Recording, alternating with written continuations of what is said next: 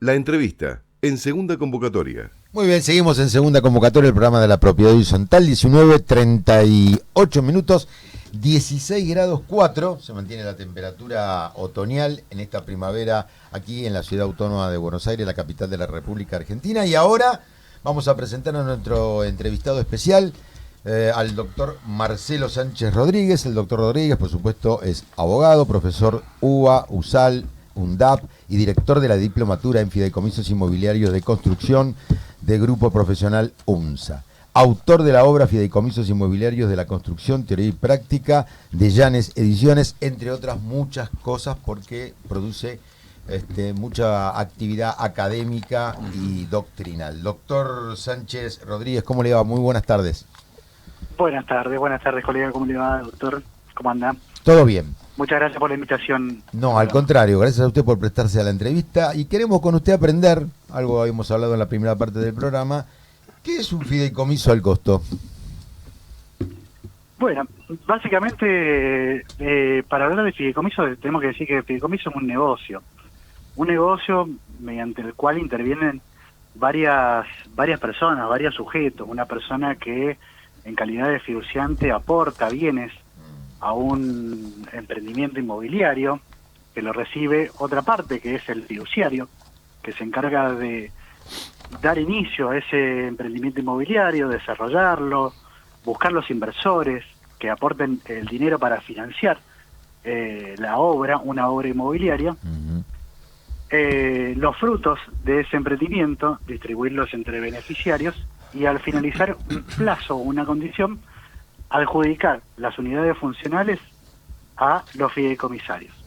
Es decir, que tenemos varios actores en este tipo de emprendimiento, de esta modalidad de negocio, que son los fiduciantes, el fiduciario, beneficiarios y fideicomisarios. La característica del fideicomiso inmobiliario al costo, que es una subespecie de fideicomisos inmobiliarios que se desarrolla en la práctica, ya que no está regulado, tiene una característica muy importante, que es trasladar los riesgos del costo de la construcción a los fiduciantes, es decir, a las personas que realizan el aporte de este emprendimiento inmobiliario, trasladándole la totalidad de los riesgos. De manera que, si el fiduciante se obliga a aportar 40 cuotas en dólares con refuerzos semestrales y no se termina la obra, el fiduciante tiene que seguir abonando toda la suma de dinero hasta terminar el costo de la construcción, la totalidad de la construcción. De tal manera se obliga a aportar los mayores costos de la construcción de un emprendimiento inmobiliario relacionado con la mano de obra, con los materiales de la construcción, también con impuestos, tasas y contribuciones. Claro. Ese es un fideicomiso al costo en pocas palabras. ¿Y el nivel de cumplimiento en nuestro país en cuanto a que este negocio jurídico termine de buena forma? ¿Es alto? ¿Es mediano? ¿Hay problemas? ¿No los hay? Porcentajes de relacionados a estadísticas de cumplimiento o incumplimiento no existen en el país, ya que no hay datos certeros de porcentajes, pero la realidad es que ante los incumplimientos, los adquirentes les cuesta llegar a un reclamo y avanzar con la judicialización de este tipo de reclamos, sea en sede civil o sea en sede penal, y mucho más en sede penal, claro, ya que hay pocas denuncias penales por estafas, defraudaciones fiduciarias que configuran tipo penal. Pero más allá de esto, los incumplimientos en materia de emprendimientos inmobiliarios relacionados a los fideicomisos son moneda corriente. Es moneda corriente relacionado a la falta de entrega, falta de escrituración y específicamente lo que es los vicios ocultos. Ajá. El doctor Alfredo Garile le va a hacer una consulta, doctor Sánchez Rodríguez. ¿Qué tal, doctor? Mucho gusto. Bueno. Usted hablaba recién de que esto es una figura poco regulada, digamos, digamos, desde la sanción del Código Civil y Comercial, la única reforma fue la que alcanzó a la parte de los fideicomisos financieros. Según su opinión, creo que sería, no sé, pregunto, ¿no?, si es importante o no mejorar la redacción por ahí del fideicomiso para que esta figura de al costo no permita este tipo de arbitrariedades que suceden habitualmente, ¿no? Bueno, muchas gracias por la pregunta. Yo creo que es una interesante pregunta, específicamente porque en el Código Civil y Comercial de la Nación reguló el contrato de fideicomiso, específicamente el fideicomiso de administración, el testamentario, el de garantía y el financiero. Claro. Pero no reguló el fideicomiso inmobiliario y menos el fideicomiso inmobiliario al costo como especie. Yo creo que sí hay algunas cuestiones que hay que remarcar sobre la regulación del fideicomiso en el Código Civil y Comercial de la Nación. Lo ha destacado la doctrina en los últimos años, que es necesaria una reforma. A mi entender, esa reforma tiene que venir de la mano de la incorporación de la regulación del fideicomiso inmobiliario, específicamente al costo, de la cláusula al costo, estableciendo algunos parámetros mínimos de orden público en relación a este tipo de figura. ¿Sí? Eso por un lado. Y por el otro lado, yo creo que es importante una reforma al artículo 1669, donde establece la obligación de registrar el contrato de fideicomiso por parte del fiduciario. El artículo 1669 dispone que el fiduciario tiene que registrar el contrato de fideicomiso en el registro público que corresponda. Esto generó muchísimas dudas, más dudas que certezas desde la sanción del código, que hasta el día de hoy subsisten en relación a la registración de los contratos de fideicomiso. Yo creo que es indispensable realizar una modificación que tenga en cuenta la registración, que determine cuál es el organismo competente para registrar los contratos de fideicomiso, y a eso va, y sobre todo cuáles son las facultades. Claro, y a eso va la pregunta. ¿Es el registro de la propiedad inmueble? ¿Es en la Ciudad de Buenos Aires la Inspección General de Justicia? ¿Qué organismo corresponde?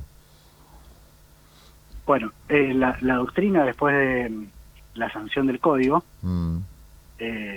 determinó que se trata de el ex registro público de comercio. Cuando el código dice el registro público que corresponda, se refiere al actual registro público y a los organismos que regulan que están a cargo de los ex registros públicos de comercio. El registro de la propiedad inmueble se refiere a la registración de la transmisión de la propiedad, la publicidad de la transmisión del dominio, pero no se refiere específicamente a la registración del contrato. El 1669 se refiere a un órgano que registra el contrato. En el ámbito de la Ciudad Autónoma de Buenos Aires existe una superposición de competencia entre dos organismos. En primer lugar, la IGJ, que apenas se sancionó el código, se atribuyó la competencia, que depende del gobierno nacional, y en segundo lugar se creó un registro específico de contratos de fideicomiso que depende del Colegio de Escribanos de la Ciudad Autónoma de Buenos Aires. Entonces hay un conflicto de competencia en el ámbito de la capital federal. En otras provincias, como la provincia de Buenos Aires, depende de la registración de la Dirección de Personas Jurídicas. En Córdoba también. En otras provincias ni siquiera se han expedido al respecto las autoridades. Así que en realidad hay bastantes dudas sobre este tema. Doctor Sánchez Rodríguez, el doctor Gustavo Griffi le quiere hacer una consulta. ¿Qué tal, doctor? ¿Cómo está usted? Un gusto. La verdad que muy claro en escucharlo y seguramente los oyentes están disfrutando sus comentarios. Doctor, nosotros evaluamos en la primera parte del programa la posibilidad de enmarcar la relación dentro de lo que puede ser el consumo de la ley 24240. Quería consultarle cuál es su opinión, cuál es su óptica, si estima que esto efectivamente puede quedar enmarcado dentro de una relación de consumo. Bueno, muchas gracias por la pregunta.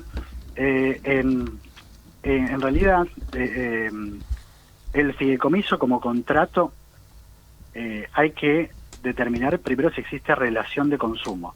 El fideicomiso tiene determinadas, genera muchísimos vínculos que en algunos casos pueden encuadrarse como relación de consumo, aplicándose el sistema de protección de consumidores, y en otros casos no.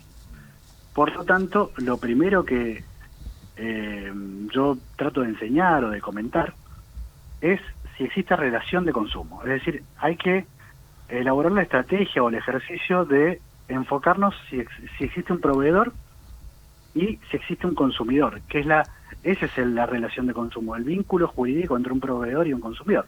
Ahora bien, cuando hay un consumidor en un fideicomiso inmobiliario, cuando existe una persona humana o jurídica que adquiere como destinatario final los bienes inmuebles, es decir, como fideicomisario, como destinatario final. Con destino a vivienda, sí puede ser. Pero existen otros supuestos donde se amplía la figura del consumidor en casos en los cuales adquiera el fideicomisario como destinatario final un bien inmueble y no sea para vivienda, por ejemplo una cochera. Pero no, la característica es que no la vuelve a reinsertar en el mercado. Claro. Esa es la característica fundamental para determinar cuándo existe un consumidor y cuándo no existe en este marco. Hay emprendimientos inmobiliarios en Palermo, Belgrano, que hace algunos años se empezaron a comercializar, que desde el inicio se ofrecen o se comercializan con destino a Airbnb o alquiler temporal. En ese caso no existe relación de consumo porque no hay un consumidor. Correcto. Y una cuestión que a mí me gusta resaltar es el tema del proveedor. ¿Cuándo hay un proveedor y cuándo no en una relación de consumo? En un 100% de los casos el fiduciario va a ser proveedor. Se configura en el caso del fiduciario como proveedor. Pero se han detectado casos en la práctica donde el proveedor está escondido detrás de la figura del fiduciante. Claro. El desarrollador inmobiliario es el que aporta el servicio y una SA o una persona jurídica actúa como si fuese una fiduciaria que está controlada por el fiduciante. De esta manera el fiduciante podría llegar a tratar de esconderse dentro de esta figura con la intención de evadir responsabilidades. Claro. El desafío que tenemos los profesionales del derecho es tratar de aplicar el principio de realidad de las relaciones de consumo para poder determinar cuáles son las responsabilidades de los intervinientes. Claro. Doctor Sánchez Rodríguez, la última para no quitarle más tiempo y dejarlo ir a descansar. Va un cliente a su estudio y le comenta que está interesado en ingresar a un fideicomiso al costo. ¿Usted qué le dice? ¿Qué le recomienda? 3 recomendaciones básicas para ese cliente que va a la consulta. En primer lugar, que determine cuál es el nivel de responsabilidad que quiere asumir ese cliente ingresando a ese emprendimiento. En segundo lugar, que pida la copia del contrato de fideicomiso madre y que cuando la traiga la copia del contrato de fideicomiso madre verifiquemos específicamente cuáles son los alcances de esta cláusula, el costo, para que el cliente pueda conocer los riesgos. Y en tercer lugar, que verifique los antecedentes de la constructora, de la desarrolladora inmobiliaria. En primer lugar, pueden hacerlo pidiendo un informe de dominio registro de la propiedad inmueble para verificar el estado del inmueble por el cual se da inicio al emprendimiento. Y en segundo lugar, en consultas públicas del Poder Judicial de la Nación, ponemos el nombre en demandados de la constructora o de la desarrolladora inmobiliaria y vamos a ver el listado de juicios en contra que puede llegar a tener en el fuero civil o en el fuero comercial. Si tiene muchos juicios en contra, claramente no tiene una tarjeta roja para entrar. Así es. Muy bien. Profesor doctor Marcelo Sánchez Rodríguez, le agradecemos muchísimo su participación, muy claros sus conceptos y bueno, que tengan unas muy buenas tardes, noches. Muchísimas gracias, doctor. Bueno, muchas gracias por la invitación, que tengan buenas tardes, noches.